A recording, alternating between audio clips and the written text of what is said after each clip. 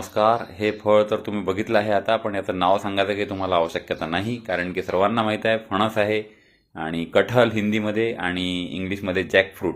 तर हे भले मोठे फणस आम्हाला दिसले जेव्हा आपण खामगावकडून जळगाव खानदेशमध्ये प्रवेश करतो, तर तरसोद जवळ हे आम्हाला फणस दिसले आणि मग याचं चित्रीकरण करून एक संदेश समाजापर्यंत पोहोचवा असा वाटला. म्हणून हा व्हिडिओ आपण पूर्ण बघा आणि जास्तीत जास्त लोकांना पोहोचवा, कारण की भारतीय फळं किंवा कुठलेही फळं जे आरोग्यासाठी चांगले असतात आणि त्याचा आपल्याला फायदा होत असतो. आजकाल आपल्याला आरोग्याची काळजी घेणं अतिशय जरुरी झालेलं आहे. म्हणून असे फळासंबंधीचे व्हिडिओ मी पूर्वीही टाकलेले आहे आणि आता हाही व्हिडिओ मला इथे यूट्यूबवर टाकावासा वाटला, तर आपण हा व्हिडिओ जरूर बघा, पूर्ण बघा.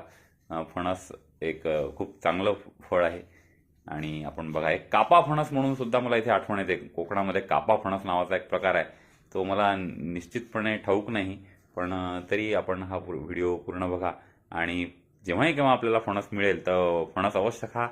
खूपच पौष्टिक आहे आणि याची भाजीसुद्धा होते.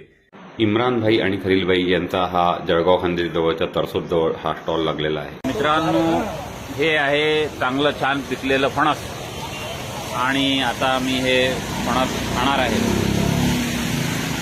जळगावला हे फणस विक्रेते आलेले आहे. असं हे म्हणतात की यांनी चेन्नईवरून हे आणलेलं आहे आणि रत्नागिरीवरून सुद्धा हे आणतात. तर हे जे फणस आहे हे खायला खूप स्वादिष्ट असते, तसंच पौष्टिक सुद्धा असते आणि याची भाजीसुद्धा करतात. पण हे पिकलेलं आहे, पिकलेल्याची भाजी होत नाही. तर जरूर असे फळं आपण खायला पाहिजे आणि हे आरोग्यासाठी चांगले असतात. आपले बाकीचे पदार्थ आपण खात असतो जे की आजकाल म्हणजे पॅक फूड मिळतात, त्याच्यापेक्षा जर आपण हे खाल्लं तर हे नक्कीच चांगलं आहे. आपल्या मुलांना सुद्धा खायला द्या आणि आपण सुद्धा खा. जळगावला हे फणस विक्रेते खूप मोठ्या प्रमाणात आलेले आहे, त्यांच्याजवळून जरूर फणस घ्या. धन्यवाद. चॅनल बघत राहा. आणि मी याचा आस्वाद घेतलेला आहे, एकदम चविष्ट फणस आहे. धन्यवाद मित्रांनो, चॅनल बघत राहा.